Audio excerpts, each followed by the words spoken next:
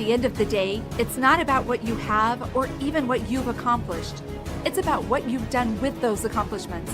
It's about who you've lifted up, who you've made better. It's about what you've given back. Denzel Washington. Welcome to Inspire Vision. Our sole purpose is to elevate the lives of others and to inspire you to do the same. David, welcome to the show. Dr. Doug, thanks so much for having me. Hey, I'm really excited. You know, you've got such an interesting background, and I know there's going to be some fascinating topics. But I know that, for instance, you were a main trainer for Tony Robbins, weren't you? Sure. Yeah. Well, and so give the audience kind of a little bit of background about yourself and how you went from this to that to where you've developed this company now that works not only with businesses, but with also individuals. Share with the audience that. Sure. Going back to my roots, and it's important to understand that because I grew up in the place called the Florida Keys. And those are little dots on the end of Florida. If you haven't been there, please do yourself a favor and get to that little islands that are down there. It's just a magnificent place.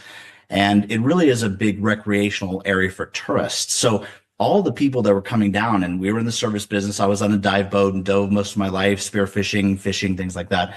But the amount of people that I met, Doug, it was amazing because they were all coming from different walks of life. They all made their money, if you will, and they were coming down to vacation. And I got a chance to really, I didn't know it, but interview people at a very high level of success. And that's what started me on my journey. Is like, this is fascinating because a lot of my friends weren't being successful. They were working their butts off. They were really good people. I mean, they give you their shirt on the back, but they weren't being successful. And I was like, I've been told my whole life that if you're just good, you work hard, you're going to be successful. That's not been my experience this lifetime. As a matter of fact, my parents were some of the most loving people I've met on this planet, and they did not reach the kind of level of success that I always wanted for my life. So I knew there was a difference. So I got involved at, finance at the university level, got involved in politics, banking, then in real estate. I was the business manager for the #1 selling real estate agent in the world. I went to work for Tony Robbins, and I started my company 27 years ago with this idea that if you're really going to really understand how to become successful in this lifetime, was there a pattern? Was there a blueprint? Was there a way that we could do that? And that's what my study's been for the last 27 years. Well, and you talk about success, and what comes to my mind is particularly living here in Thailand. I think the average monthly income is, if they're lucky, about $500 a month. And yet I see people who are so happy. And so when we talk about success, I think so often, and rightfully so, to a large degree, success is related to income and all of that type of thing. But how would you define success? Because I know you not only work with businesses very successfully, but also with individuals. Absolutely. As a matter of fact, that took probably a long time to really. Samurai Success is the name of our company. So we had success right in our name. So people were always asking me, what is your definition of success? And years ago, it was material things and money and, all the wealth and cars and houses. And what mattered was matter. And I will tell you that when I was in Miami Beach selling real estate, I was driving a 560 SL Mercedes. I was living in a $3.5 million house. I was living on the top of the world. We were traveling around the world in seminars. People were ranting and raving. They wanted our autographs. And I was so miserable, Doc. I was miserable. And I was like, this can't be what this is all about. And I'm very thankful today. I wasn't thankful at the time, but I'm very thankful for today. The universe just threw this amazing example at me going, you're on the wrong path, man. There's something else here. And so really looking at that. So when you really start taking a look at success, it doesn't matter how you want to define it. It has to have one element. That element is it has to be duplicatable. If you do success one time, you can't call it success. You call it luck. In order for something to be successful, you've got to be able to duplicate it over and over again. And that's where understanding how this place really works and the structure of success is what's the most important thing, not the thing you get from it. So when people are not that wealthy, they don't have that many things, and yet you could deem them success. What would be the elements for those people where they could honestly say to themselves and others, yes, I have a successful life? So there's a great book called Flow, and that is exactly the best answer I've ever seen when it comes to truly successful people. And that is, they're so in love with what they're doing that they're in flow of things. They're just masterful about it. I'm in awe when I watch people do this. And it doesn't matter what they're doing. There's a frequency that comes from it. There's an energy that comes from it, Doc, that just is fascinating to me. And this, we call this mastery, but it really is about flow. And that flow is where you just really get into a place and you don't care who's looking at you. You don't care what other people think. You don't even care what you think about it. You're just so excited about what you're doing that really shows up in everything. You actually imbue greatness into that by how you're feeling. The same thing happens when you're angry and when you're not happy. You imbue everything you're doing with that same emotional frequency. So true success, from my perspective, my opinion, is when someone really can duplicate things over and over again and be in flow. Well, and you mentioned ego, and well, you didn't mention ego, but you mentioned things.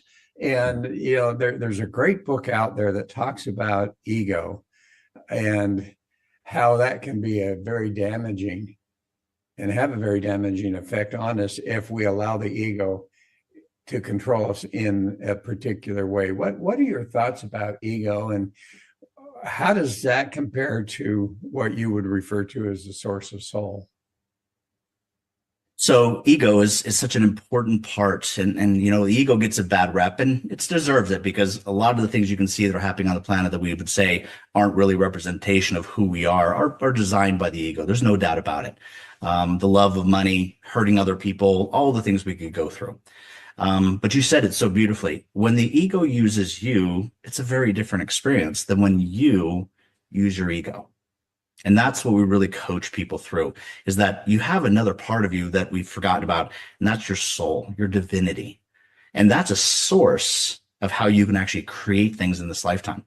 So if you use your ego, or your ego uses you, you're going to create a certain experience. If you use your soul, or your soul uses you, you're going to have a very different experience. What we really teach here at Samurai Success is how to integrate both your soul and your ego into a meaningful life, purpose-driven life. And not a lot of people talk about that because they want to push one away and not do the other. If you just play at the soul level in this physical plane, and you meditate and do great breath work and eat really well, if you sit around all day long doing those kind of things, people show up and start taking your furniture. Yeah, and that's not easy to do. Right. As a matter of fact, I normally will, meditate every day. And I was just thinking about that the other day. For the last couple of weeks, I've been so busy that I have not meditated. And, I can use that as an excuse because, quite frankly, you can always find time. But, you talk about ego, you talk about the soul. And there's a lot of people that might look at that going, yeah, kind of really. But when you talk about the soul, and then you talk about, there's the soul, there's the ego, but in between covering that soul, there are so many issues that have occurred because of childhood trauma or whatever it happens to be, or our perception of what's going on or what's been said to us as children, that starts to kind of cover. I kind of use the example of a mirror. You're in the bathroom and you've just showered and you're wanting to shave or whatever, and the mirror is just totally, you can't see anything. So you have to start wiping and wiping and wiping until you get a clear view. And I look at that as though, here's all of these emotional imprints that have been put on us. And a lot of them have nothing to do with our choice. And yet what we see as reality in our lives is like a mirror that's totally fogged up. And how do you help people? And it's fascinating to me that as you're working with individuals and you're also working with businesses, and obviously we're talking about individuals, but what I want you to kind of bring that into the business too, because what I found when I was working with small businesses as a consultant was that so often if you could teach a principle in business, it also created the same principle in life. Mhm. Absolutely great. As a matter of fact, we have this illusion that we all live under called this thing of separation, the illusion of separation, where, business, and then we got our personal lives and we got this, and we imagine ourselves being able to compartmentalize so much stuff. Truth is, what you do in one area of your life, you usually do in the other part of your life. You're just not conscious of it. Yeah. So bringing that awareness to business owners first. Second part is, once people understand that I don't care how much money you make, and we work with very high-end, top-line, A-type personalities that run massive businesses, and they are go-getters. But the very first thing they have to remember is that they're human just like us. And that starts putting things into perspective. And being human allows you to have access to your ego and your soul. And so many of the problems that we're dealing with in this physical plane have been manifested because we keep using our ego as source to solution. When people see that actually using your soul for source of solution and how dramatic things change for the long term, not the short term. Ego is very good at the short term, but long term, the soul is incredible and it's a great source. And so when you can tap into that inside of you as a human being, you get access to what quantum mechanics called the world of pure potentiality. And you can actually take that information from this library of information, and you can pull that information into this physical realm, heaven on earth, if you will. And you can pull solutions. And I will tell you, business owners want solutions, world-class solutions. Well, how about soul-class solutions? Because that's where you can get those from. And when you can learn to get your ego out of the way. And by the way, Joseph Campbell's work around covering the golden Buddha, the hero's journey, is very much like you said with your fogged mirror kind of beautiful analogy, Doc. I love that because that's exactly what's happening. And until you can take all that literally crap off of you that you've covered yourself up with and other people have helped cover you up with, until you can get that stuff off, you can't get yourself out of the way enough to get access to that soul because your ego wants to protect you. It wants to keep you safe. It's its job. So if it has all this trauma that you're still dealing with and you haven't healed that, then you're going to take that into the marketplace. You're going to take that into your business. You're going to take that home to your family. And the amazing thing about that is you can't give something away you don't possess. So if you have nothing but anger, that's what you're going to share with the world. If you've got nothing but peace, that's what you're going to share with the world. And if you really want to be successful in this lifetime, understanding that concept, if you want to make sure there's brownies at the Christmas party, what do you have to bring to the Christmas party? Brownies. And by understanding that, clearing that stuff up, dealing with that stuff in the past, allows you to be doing something like you and I are doing right now, being present. Yes. Well, you talk about that and you talk about, cleaning up that mirror. And I think a lot of people are not quite sure how that happens. And I know that you have a certification in NLP, neuro-linguistic programming, which is used for many things, including sales, but it's also used to help people start to clear the mirror a bit. And if you work with Tony Robbins, then I know you did some behavioral analysis as far as personality types and so forth.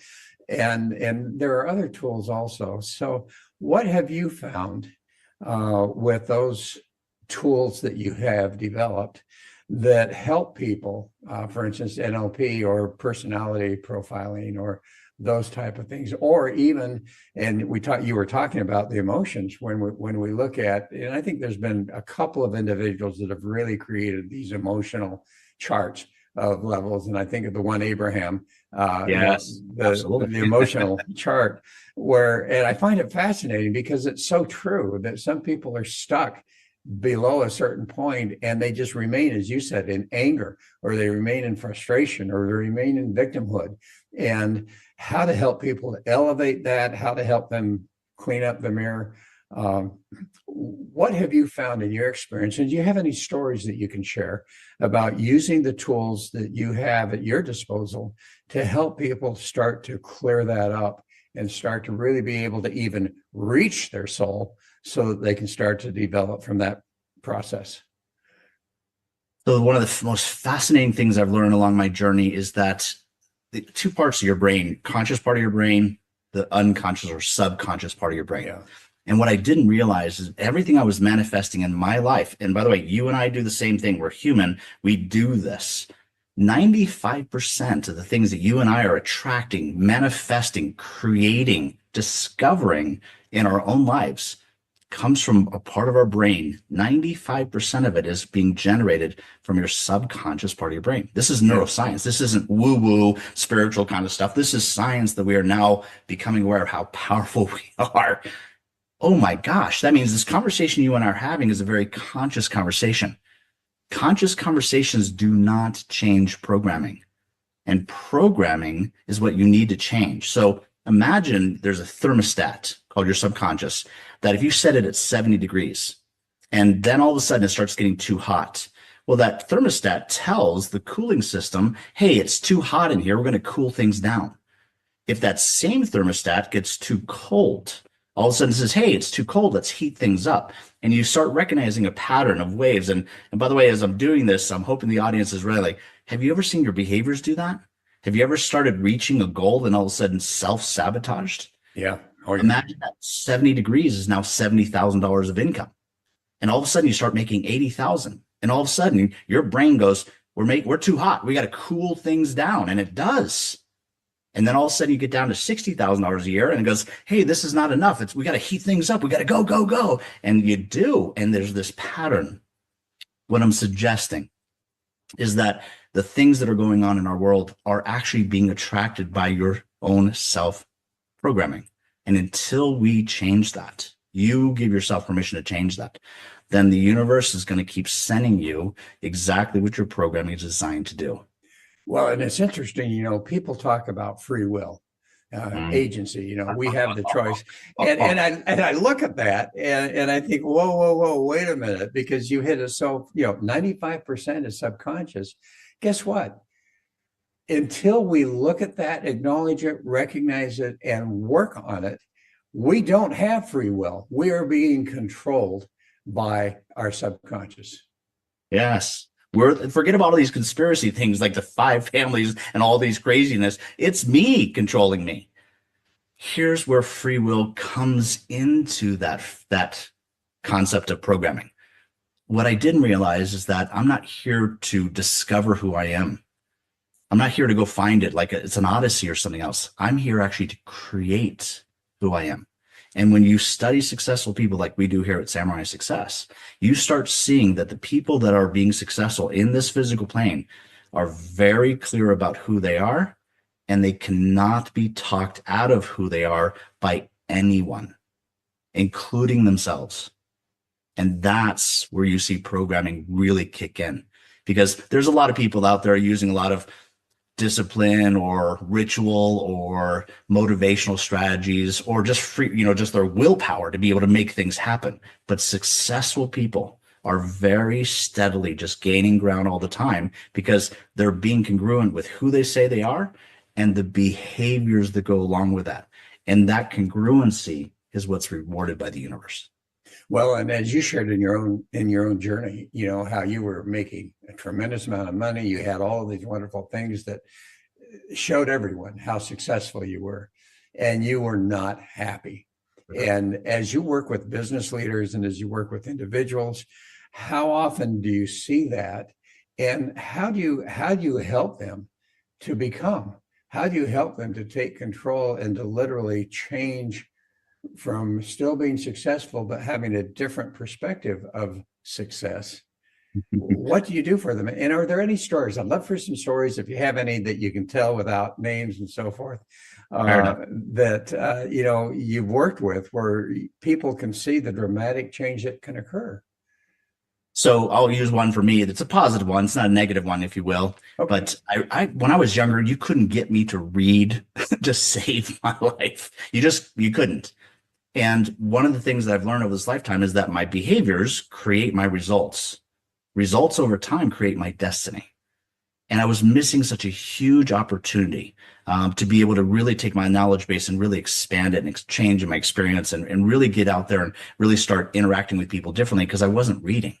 So I went in and changed my programming to love to read. And now you won't find me in a restaurant or anything else, or at 10 o'clock tonight when I get off this call. I'm going to go read for a couple of hours because it's just become such a big part of who I am.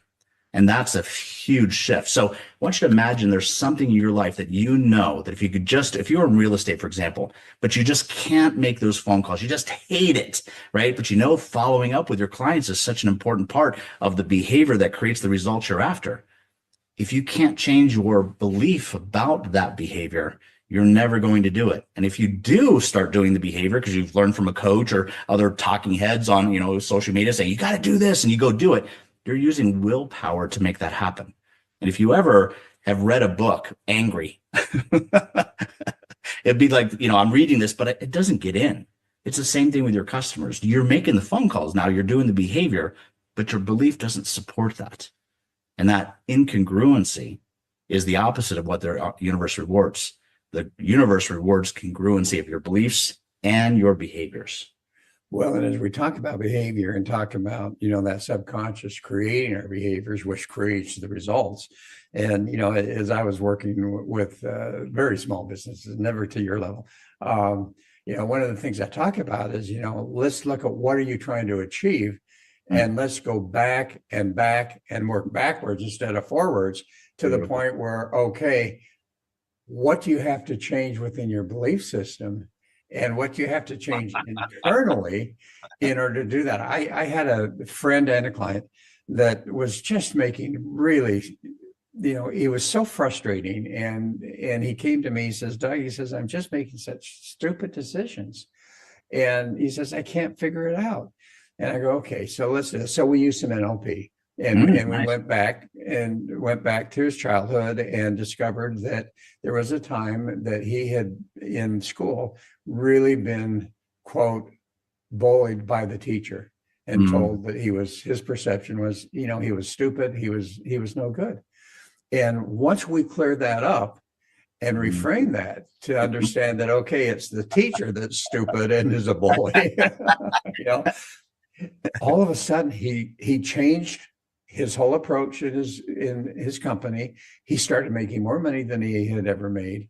And it had everything to do with going back and changing that programming that he had experienced.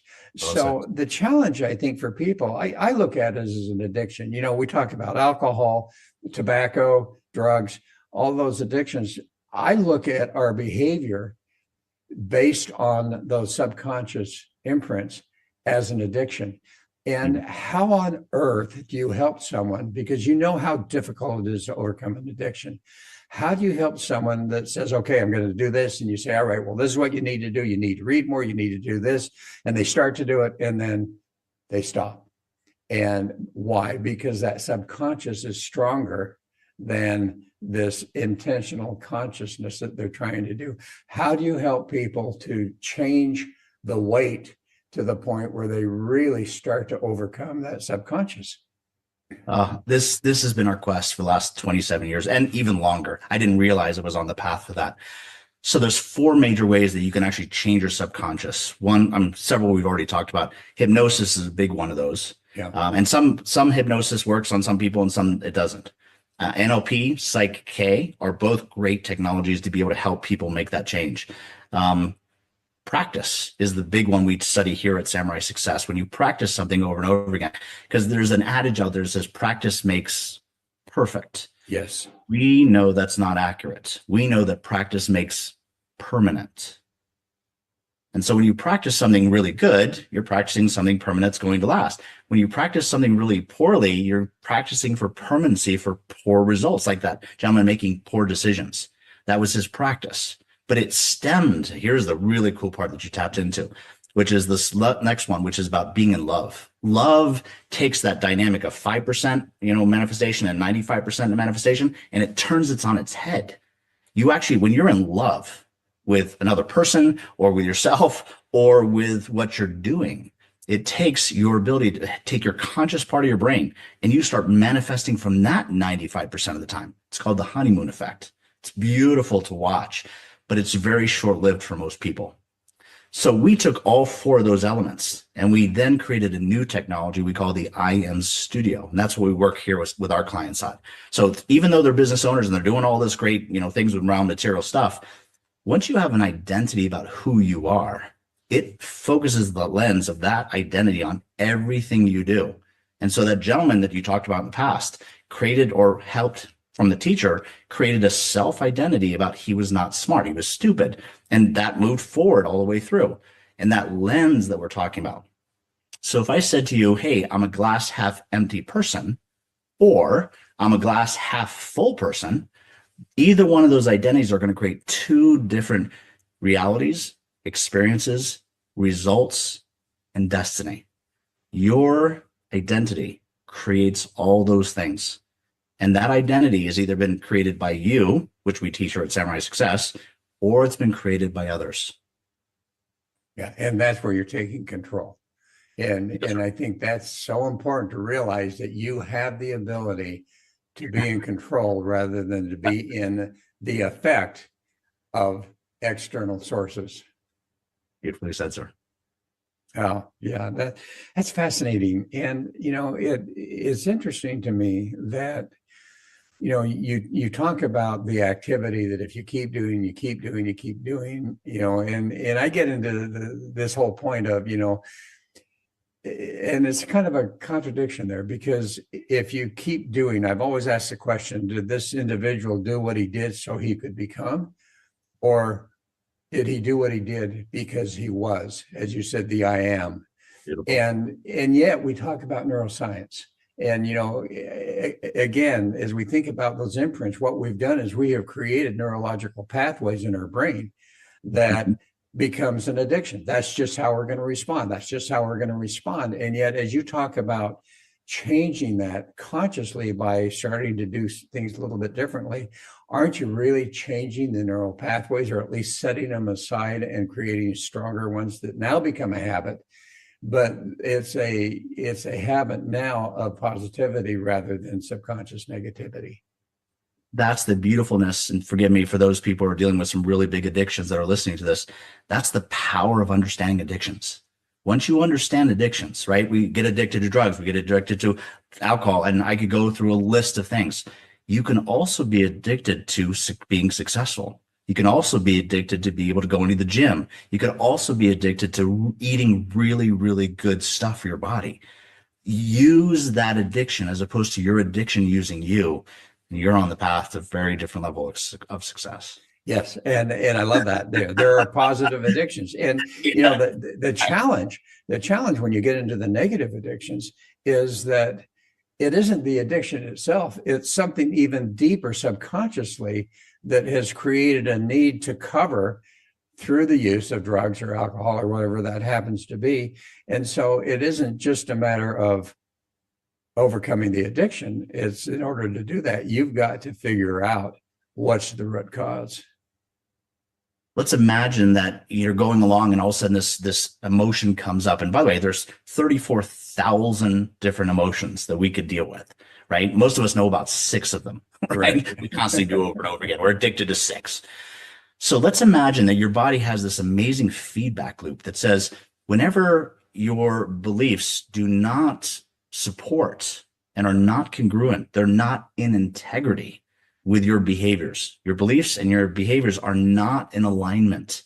There's a very specific emotion that happens. It's called suffering.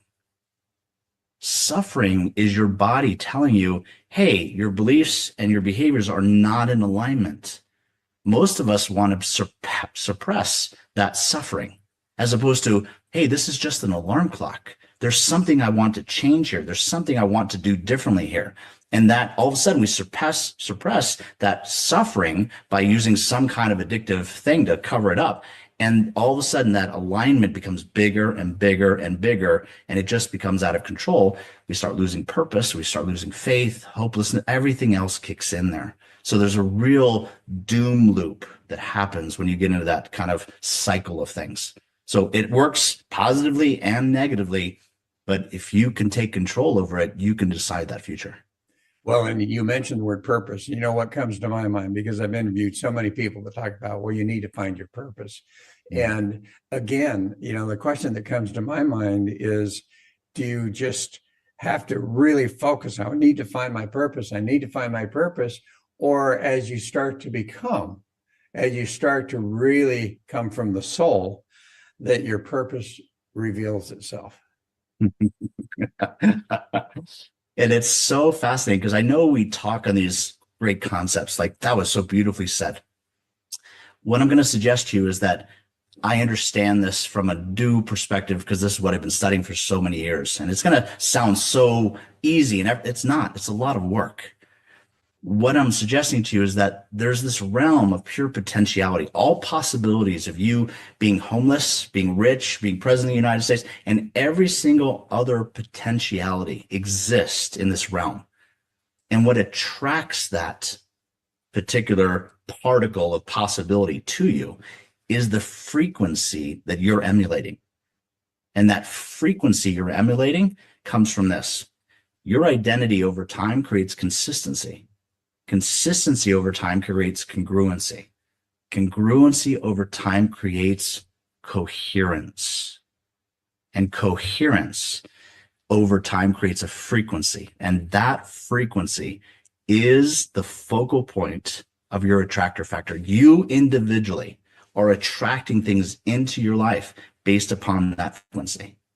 So if you do not know who you are, then you're creating just the opposite of that. Well, and I think that's for someone to suddenly become aware. If they can just sit back for a minute, or, as I've heard so many times and talked about it, step outside of yourself. If you can, step outside of yourself and observe, what are you experiencing, and recognize that you're a magnet. As you say, the frequency that you were putting out is drawing in the similar frequency. And if it's not what you want, guess what? It's your responsibility to change it. No one else can change it for you. You can blame this, you can blame that, but the reality is that frequency. And I think quantum physics has become such an fascinating study and scientific validity to understand these things. Yes. And that's so beautifully said, is that you're not here discovering your destiny. You're actually attracting your destiny. And that's all based upon who you say you are. And if that identity has been created by other people, then other people are actually creating your destiny for you. And you're probably not going to like that. Get back in control, take that responsibility. And it's hard. I know it, Doc. I know what I'm saying so effortlessly, but I've been studying this for so long. I'm on the other side of it. And I'm just sharing with you that I hear you, but there's another way. And that other way is really taking a different control and creating a totally different experience that most of us say that we really are after. Well, and I love how you use the example of we are either creating ourselves or someone else is creating it. And I look at that, I've interviewed a few people recently that talk about imposter syndrome, and their definition is, I'm a failure, and they try to go, but I'm always a failure. And I look at it and go, no, imposter syndrome to me is that you are living someone else's life. Someone else is controlling your life because of those subconscious beliefs. They're literally doing that. So, Stop reading my mind, Doc. Well, we won't get into that. But anyway, you've written a book, Swords of Illumination. Talk about the book a little bit. What motivated you to write it? And what's the main point of the book, or multiple points of the book? So we've been talking about the main focal point of the book the whole time. As a matter of fact, this book is my understanding about all the different elements that make up what we call programming. And there are, in the first book, 6 swords, and you learn about the 7th one. We're writing the second book now, but combined, they're our coaching system, which creates 12 swords. Well, I say create. We've understood that we've downloaded 12 different elements that really make up this subconscious programming. And once you understand those, you can pick and choose about which ones to work from and start seeing the changes for yourself, because none of this is going to matter. All this conceptual stuff you and I are talking about, Doc, won't matter until you have your own personal verified experience. Right. But that's what's so great about the book, is that in the book, it isn't me telling you something. It's about a fable, a great story of a young man who wants to be able to become what he knows as being samurai.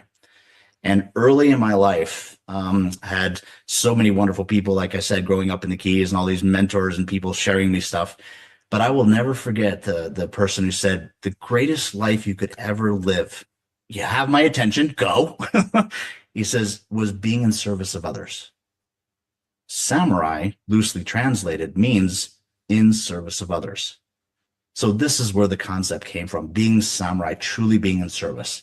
And here at Samurai Success, we teach people about how to get the hell out of your own way so you can truly be in service to others, and then download from that source, that pure potentiality. And that book is really maybe our first awareness about really how to make those changes. Well, and you talk about the 12 swords, and I don't know if you have those memorized, but could you share very quickly and briefly what those swords are? Obviously, someone's going to have to read the book to understand the depth of it. But, Sure. but on the surface, what are those swords? So let's go with just the very first, and I'll talk about maybe 3 of them if we have time. But Okay. the very first sword is the sword of identity. Right from the beginning, everything you and I have been talking about is this sets the stage for everything. If you do not know who you are, or someone else has created who you are and you're living that life, knowing what you want in this physical plane is nearly impossible. It's only until you really understand who you are, when this doesn't change, what you want doesn't keep changing. And I meet people all the time. They're all indecisive. They procrastinate. Well, that's exactly who you actually are in your programming. Your subconscious programming is telling you that's your identity. That's why you're living it perfectly. You're living it by design. And so once you understand that, you go, I would like to change my results. Well, then you have to change your belief about who you are, which is your identity. Okay. Second one really is about understanding roles and distinctions. So you have this identity, but you also have role distinctions throughout your life. Like, I'm not a coach all the time. I have to go home and I'm a husband, or I'm a friend, or I'm a lover. And if I'm a coach in any of those other areas, I'm going to be in a lot of trouble. So having those role distinctions apart from my identity is something really important. And the book goes through really clear examples about how to really take that and how to make it practical. Okay. And what's the third sword? Sword is about the thing about outcomes. So the sword of outcomes, you said it earlier. Once you understand what it is you're really after, you can actually work backwards and be able to say, okay, if that's the result I'm after, then certain behaviors are going to help me get that result sooner. For example, reading, like we talked about earlier, is going to help me with the knowledge base that I need to be able to get to that level of success that I want to be able to do. And not reading is not. It's going to slow me down. So reading is the behavior that's going to get me to the results. What is the belief I have to have about reading? Well, if I continue my belief about reading that I don't like it, guess what? I'm not going to do it.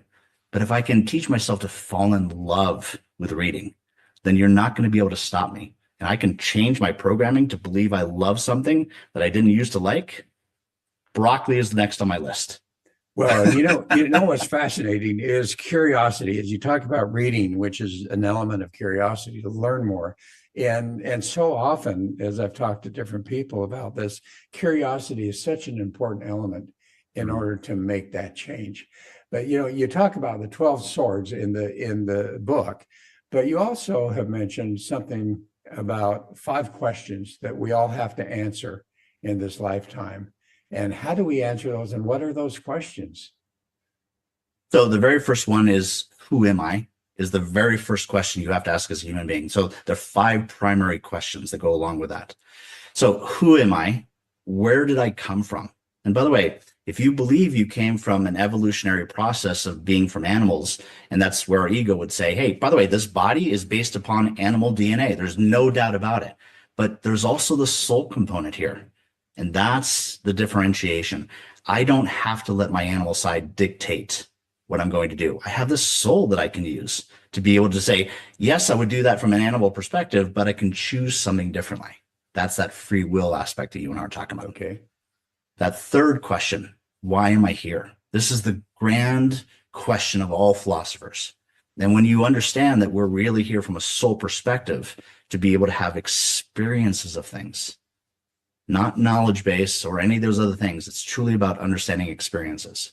So who I am, where did I come from? Why am I here? Where is this location? I'm located in this physical plane called the earth. And in this physical plane, there's a lot of dichotomy that happens, the law of contrast, the ups and the downs, the lefts and the rights. And we have this unbelievable ability to have the superpower as human beings to create meaning behind stuff. That means that if it's up or down, I get to choose the meaning behind things. And then the 5th question is, now that I know those other 4 questions, what do I plan to do with all those? And that's where your life purpose really comes through. Yeah. Well, and that's where you're taking personal responsibility Also, comes in, and realizing that, you know what, I can choose, I can create. And as I love the concept, I can write my own movie. I can create the movie of my life if I choose to. Doc, if I could just say one other thing about that, is that not only can you do it, you are doing that. Yes. You cannot avoid this. If your life is a comedy or it's a trauma or a drama or any, you are creating it, and you can change that if you wish. Yes, and I love that. So as we come to a close, and it's so fascinating to me when we get into these great conversations that time has gone by. So what would be kind of that message that you'd like to share with the audience that they take away from this whole conversation? I know I've said this in lots of different ways, but let me see if I can really sum it up. One of the most powerful lessons I've learned in this entire lifetime, that's 58 years of being here. I know it's such a short time, but I've really been mentored and coached by some of the most phenomenal people on the planet. But the single most important lesson I've learned like this lifetime is I'm not here to discover who I am. I'm here to create who I am. And that has made a huge difference. And I will tell you, if you look at any celebrity, anybody you admire, or anybody else that has fame or fortune or success on this planet, they know this technology because they're creating themselves over and over, and they're doing the things that are in alignment with that identity. When you understand this concept, and if you don't understand it, grab that book because it'll really help you understand it. But if you don't understand that, that's the breakthrough that you've probably been waiting for. Yeah, love it. And so how do they find the book? Amazon.com, or even audio. It's actually on apple.com right now as well. And we just moved into a bestseller list. So good for you. And I love the audio. That yes. You know, when we think about all the time we spend driving different places and so forth, or, you know, even as I'm doing walking meditation and decide, you know what, I want to learn a little bit and sit and listen. I think, you know, for me, listening works so much better than reading. Perfect. It's available for you. Great. And how do people find your website? SamuraiSuccess.com is the best way to reach us, which gives you a full, by the way, if you really like some of this information, we have over 150 videos there for you on these little segments of little things, shorts, longs, things like this. So please have fun, enjoy, but SamuraiSuccess.com is your best source. Great. David, thank you so much. This has been a fascinating conversation. Doc, thanks so much. And I appreciate your insights. And folks, I hope you've enjoyed this one. This has been a great one for me. So please join us again soon. And please go to the website, get this book, because I think it can help open up some really interesting concepts for you. So this is Dr. Doug saying namaste.